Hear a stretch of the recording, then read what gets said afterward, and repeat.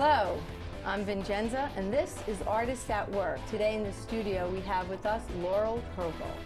Laurel has been working as an artist for more than 20 years. She started out as a graphic arts major, but then quickly jumped to fine arts once her professors discovered her talent for painting. And as they say, the rest is history. Welcome, Laurel. I'm so glad you could come. Laurel has an amazing, eclectic collection of work. She's all over the place, but we're going to start right in. The first job out of college. Working at Sun newspaper in their graphic art department, because I had a minor in graphic art, so I kind of thought I should enter the business world that way. Okay, and so that got you started. Got me started. But didn't love it, didn't love the corporate world. No. Missed the fine art part of my schooling. All right, so you jumped from there, from the security of a job, a paycheck every week, to pursue your work as an artist. I left there and told them I was going to be a mural painter, even though I had no clue how to do that at all. Now, how did that all come about? We had actually, it was for the Home and Garden show. I had to paint a bunch of those big cutouts where people stick their heads through the holes. Oh, yeah, yeah. And that was like a little side note, part of my job that year. And after everybody saw me painting, they were like, oh, wow, she's a really good painter. Right. And so I was like, you know, I really don't want to do this computer stuff anymore. I want to be a painter. All right, good for you. So I went and cleaned houses. Like and every artist. Waited to be a right, painter. Like every great artist has to do those kind of jobs. Wait tables, clean houses, nanny. I even worked at a bridal shop for a little while. There you go. Yeah. But you started out in your painting work as a realist artist, right? Yes. Painting very photorealism. And this is a beautiful piece. These are some pieces I did in college that, I don't know if you want to hold that one. Yeah. That I was trying to learn the technical aspects of oil painting, and so I studied mostly, and I think if you flip that around, there's a colored pencil drawing of my cat. These are things that I wanted to focus on my skill set and make sure I knew, because I didn't really understand abstract art. I thought to be a good artist you had to be exact like that. Exact. But that exacting quality that you kind of bring to all your artwork, because all of your artwork has that exactingness to it. Yeah, it's kind of an illness. Let's talk a little bit. Unlike me, I'm like, whatever, just throw the paint on there. Okay, let's just wipe that off. Let's talk a little bit about the murals and the floors. So both of these things are, you can't mess it up. Well, the murals and the floors, they came way later, actually. Okay. I started doing, out of college, I started doing the wee people drawings now because I think you've got them over there. I have them over here. Because I didn't have a painting studio, and so I kind of combined my graphic desires and my art desires and started drawing these wee people. And this started, though, as a painting. It started as a painting in college, but then when my studio space was limited, I started just doing the ink drawings. Right. And so realizing the reproducibility of these things, I kind of went crazy. And they are liked by all a vast array of the public. So there's just sort of a good promotional thing. It's a good moneymaker. Yeah, and they're mass producible. So I sell a lot of T-shirts and coffee mugs, jewelry, cards, alphabets, custom artwork. I did the whole alphabet with the wee people. The beautiful cuff bracelet. I love that. And that's great. How much fun! And are the wee people representing anything? Or are they? Well, you'll typically see them on the black and white format like that, or sometimes silver, like my bracelet here. Right. But they are representative of, I feel, the way that humans can be a little bit like ant-like, and there's just so many of us. And if you've ever watched an ant colony, this is actually a perfect example. If you've ever watched an ant colony, they all work together to one goal. And if one person or ant is out of place, it kind of messes up the whole harmony of everything. Ah, so interesting. That's really interesting. Yeah, we didn't really talk about that before, No. but that's kind of the theory behind them. Behind the wee people. And I think that's why they are so liked, because Right. people can relate, and they like to see them working together and playing together, Right. and interacting like that. And they Well, just this they is make a this great is a cute- design. Yeah, it's a great T-shirt. By the way, the fabric on this T-shirt's really soft, really high quality, which is really nice. But you have some of them here turning into birds. Yep. I kind of have an obsession with trees and birds as well as people. So Oh, nice. this was one of my designs that it was a very, I was going through a kind of an interesting time in life when I felt like I was finally getting free. And I think a lot of people have that Yeah, moment free to in be their them. life. Yeah, right, exactly. Free to be themselves. I Right. do the drawings, and then at my whim, I have them reproduced on whatever I Well, want. they're great. They're beautiful. I mean, it's always nice to get a nice T-shirt. With Everybody loves the fabric the of fabric, those. Yeah. the goods, as my mother would say. That's right. The nice goods. Yep. But then you were asked by your sister-in-law to do somebody's floor or mural or. Around that time, I had my sister-in-law at the time was working for an interior designer, and they had a floor design guy. He was scheduled to do, and that's one of the pages we didn't mark in here. He was scheduled to do a floor, but he left for California, and that turned me into this profession here where I Right. started doing these floor designs. They said, "Do you think you can do this?" And I said, "I'll try, yeah." And so I work with sometimes interior designers and different floor companies, and they'll get me in there when they're in the process of refinishing the floors. And I'll work with either the designer or the homeowner, and try and figure out what they want. And how do these hold up over time? They're fine. They're sealed under just the same as if you just stained your floor solid and sealed it. They get several coats of varnish over them. So Great. They work, and we try and get people to maintain their floors the way they're supposed to, but that's on them after a certain amount of time. Right. So they're usually done in oil stain, but these two in particular, I don't know if you'll be able to see that one, are done in oil paint, but it's just as durable. Wow. It's Yeah. beautiful. Those are beautiful. Again, super versatile. I guess that's kind of the name of the game. I like things that you can just push and But pull again, around. it's that exacting. It's a very, Well, very. And that interior tight. designer in particular, and I love him dearly. He's a very exacting interior designer, and I learned a lot about that sharpness, that quality of work through Right. him.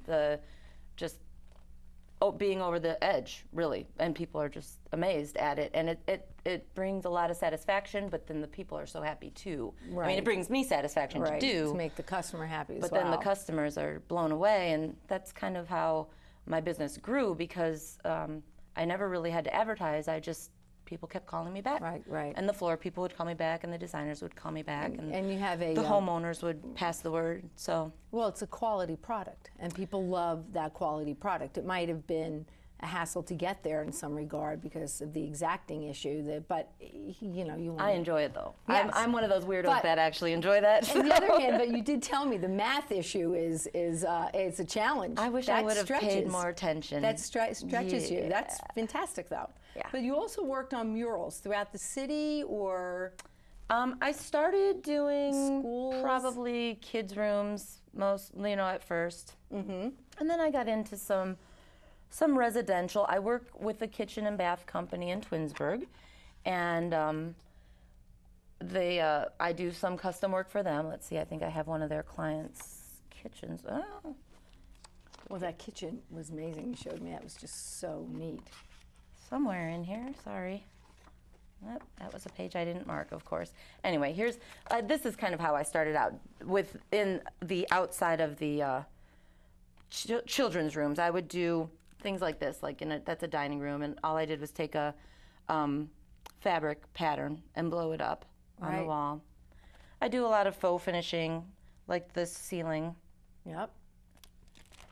and then these are bathrooms. A lot of people want something fun in their bathroom because it's a small, affordable room to Yeah. fool around with, and it's it's fun. And then I moved on to much larger things, and I actually do a lot of work with the gentleman that owns Sturley's, and he's opening that Hub 55 over on East 55th Street in Cleveland. Nice. And so this is probably the largest mural I've done so far. It was rough. I actually had to hire some people to help me lay out some of the base colors and the priming of the wall and everything.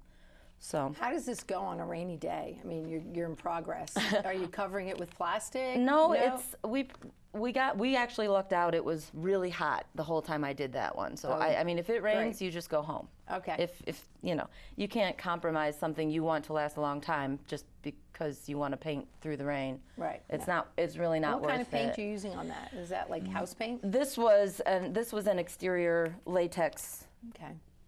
Yeah. Nice. Yeah. Fun. Yeah, it's exciting. I love doing big jobs. It's very challenging. This is for the same gentleman. This is inside of his restaurant, and that's just I use a combination. I'll lay out the main design with latex paints, and then I'll do some of the finer work on top with artist acrylics. Okay. And it lasts. You know, I seal everything, especially in restaurants. They get a lot of wear and tear. Yeah. And then, you know, I don't know, we talked a little bit, I think in the back of this book, we talked a little bit about, I also work at Icona Studio, where we do this type of thing, and this is a whole other show. This is a whole nother, yeah, I mean, you're working on icons. The drawings are hundreds and hundreds of years old. Yep. Sometimes we have to design new icons, believe it or not. There are new people that are just sainted, old stories, but finally sainted. Oh, okay. And so we'll have to make new icons. That's kind of cool to be on that. But these are fun. This was a whole interior church redo for a Byzantine church outside of Chicago. We work locally, and we work all around wherever people are willing to pay us to go. And what was it like to learn how to work with egg tempera? Egg tempera was interesting because I know that it's one of the oldest art forms, painting forms. Right. As far as, especially in the Renaissance period and prior to that. So it was really cool to be able to make paint out of things that just came from the earth. So what you do is you mix egg yolk and dry pigments that are just natural ground pigments from different minerals and things in the world, and you paint, and it's a very, very, very, very, very slow process. Do you add water to it? You can add water to it, but it is more time-consuming than just building up of watercolor. It's thinner than watercolor. Wow. And in order to start, you start off at something that's so thin and simple, and then it just builds over time, and it's beautiful. The effect is beautiful because all the layers are so transparent that you can actually see through them all. Like they build light. up. Mm-hmm. Yeah. And this is really exciting. I know we want to throw this in. This is a project we had at the studio that I ended up painting, a painting that went to the Pope Francis. So that was kind of neat last awesome. year. And who are the two saints?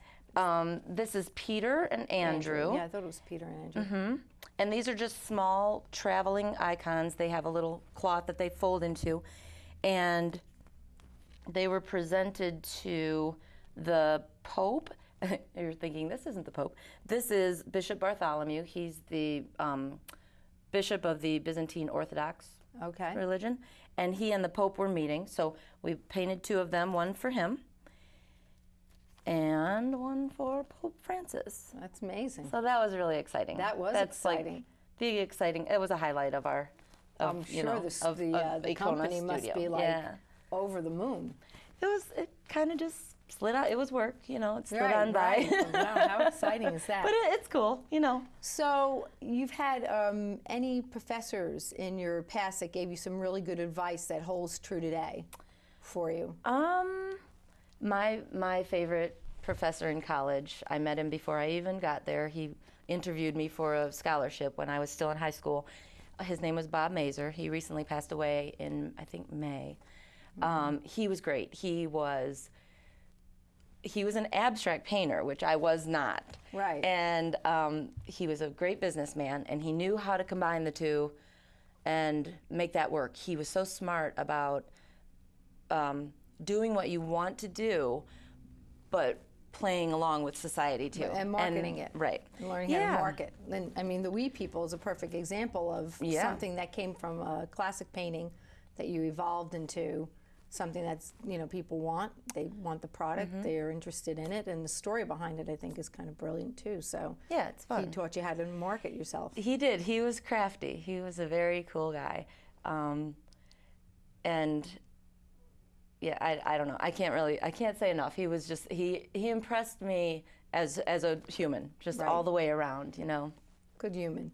We have some paintings around us that we need to talk about in the next couple of minutes. Now, we can start with an influence, but let's first talk about these surreal-like paintings that kind of tell a story. But this one on the side in particular, we have a close-up of it, and but we have the whole painting, which... This one? Yeah, which is layers upon layers. I'm not sure if the camera can really, truly pick that out. I'm sure probably not. This was when I knew I had to turn around and stop painting so minutely, because people just didn't get it. Here is a close-up. I don't even know if you're going to be able to really get a good shot of that. Right, but in those little tiny places are little faces. Little faces, yeah. So you had asked me who my a famous artist influence was. Yes. And it was Mark Tobey. Interesting story. If you've never heard of him, you should check him out. He was a painter in the earlier 1900s. And he lived in Seattle, but he traveled around the world, and he took his traditional Western style of painting and combined with it the Eastern calligraphic, Oriental style. And he learned how to paint in Sanskrit with calligraphy pen or paintbrushes, and he developed something called white writing, which I was fascinated by. It's a meditative process, but it's beautiful. In the end, it turns out to be these very cloud-like, kind of like this painting here. This painting was kind of my version, my playing around. I tried copying some of his paintings just for my own use, just to see try and get into his head. And actually, where is that? That big painting there. This one? Yeah, can you bring that one around? The top of that is a lot like his white writing. The way that it's just layered, layer, layer, layer, layer until it builds up. And so he's probably the most profound artist that I don't really follow a lot of art history. I try to stay fresh in my own mind instead of being influenced by a lot of things. But I actually had to do a report on him in college. Okay. So it forced me to learn about it. To and study this is called him. Reflect. That's called Reflect, yeah, but only because of the pool in the bottom. But the trees in that are a really good example of what I gathered from the way that he started painting. Okay. Or he developed later. It actually took him a long time to develop that, bring the East and the West together, and have a meditative, there was a really good quote that I wanted to remember. Okay. Something about the process of art, and is it a question or is it an answer? And a lot of his work is just a process. And I try to do, I love the process of painting, but I also want there to be a message somewhere in there too for people. And you've also incorporated that with your love for trees, your interest in trees, and your interest in birds. So it's more of a repetitive thing that I just love doing. And I'm sorry I don't have any examples of them here, but the We People are similar. I love to do tree branches or tree roots or anything that's just. Well, there's one behind us in the corner there. Yeah, that's not exactly what I'm trying to. Okay, I'm going to try to move it around, but we did go from hyper-realistic, photorealistic, to almost surreal, Dali-like images. Yes. There's not a lot to hate about surrealism in my mind, so that's just play to me. It's like a kid with a coloring book. It starts out with a simple line drawing where I don't really pick up the pencil. I just kind of continuously go and tell a story. It's almost a language that I tell myself. Right. And as you can see, it is all sort of connected. The lines just keep going and going. And then when I have the time, it is more of an enjoyable way to paint. It's freer and really fun. It's the fun time when I'm not worrying about everybody's how the lines on their kitchen floors look and the lettering in their murals or whatever. This is where you're loose. This is where you're just freer. Well, yeah. So can I say what it says on the back here? I don't know. The name of this painting is Big Fish in a Crappy Little Pond. Oh, I didn't remember that. Well, I hate to say it, but I do live in Cleveland, so. Oh, well, what are you saying? Nothing. Okay. Okay. So, and this is a Cleveland landscape? No, not really. It's not. It's not just really, a made-up landscape. Made-up skyline, right. Yeah, and you see the subterranean, kind of like the water table in our water supply, and just, I don't know, it's just fun. And I think a lot of people don't really take the time to look into a lot of my paintings and see the detail, which is sad, because they'll come into my studio during the art walk and they'll just circle around, and I think, wow, that's, what do you think why doesn't that make you really think?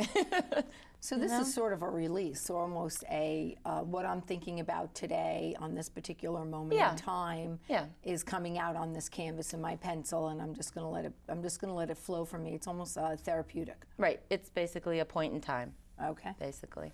Excellent, excellent, excellent. What do you have over there now? What do I have? So, you have some stuff here. This is.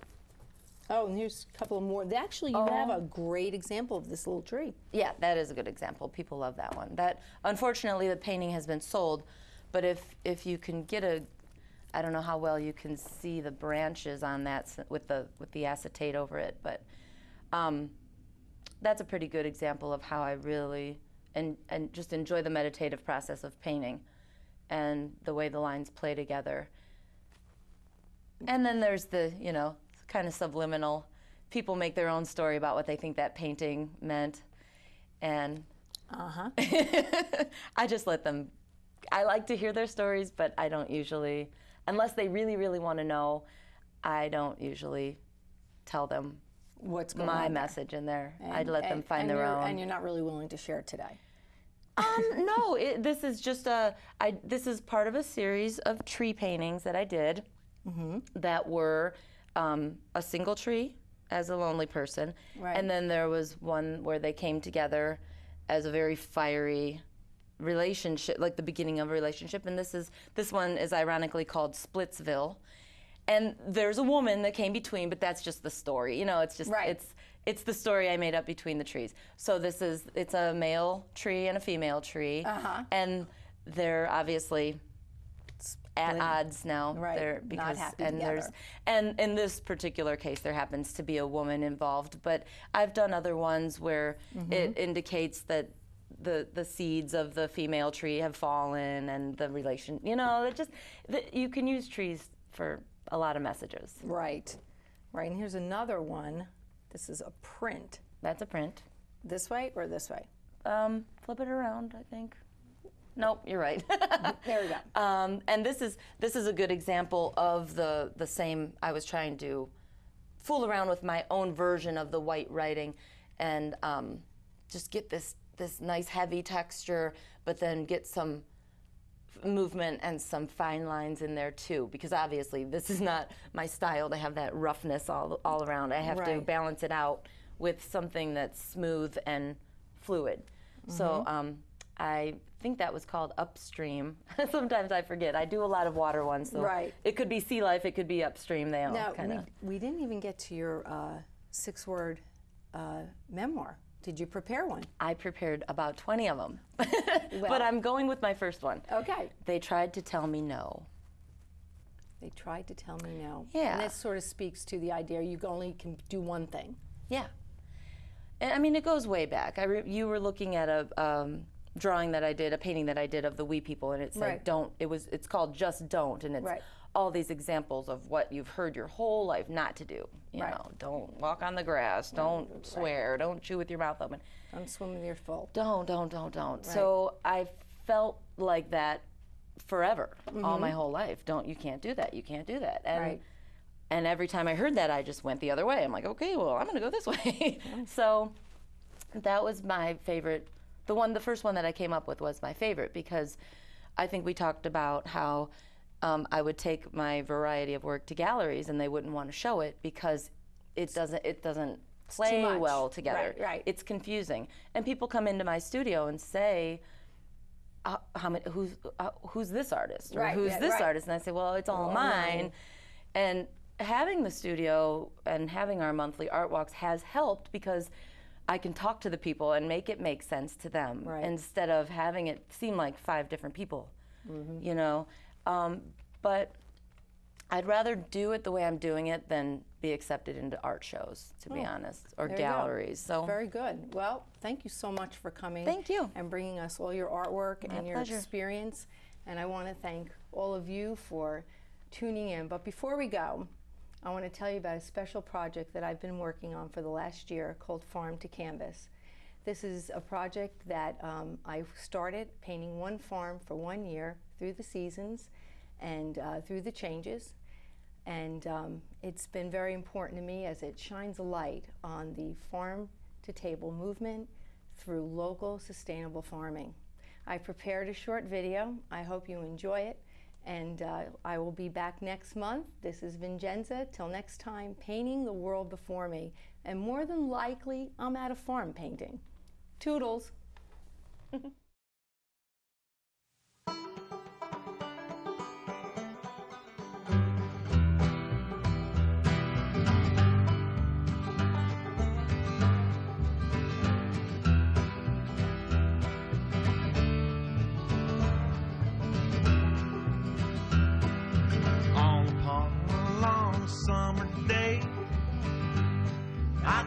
Walk to pass the time away. And as I walked that road, I rambled on alone, all upon a long summer day. Well, I wonder where my darling, she is gone. She went away, you know she done me wrong.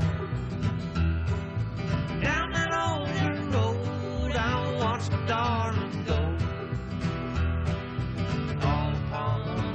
summer day.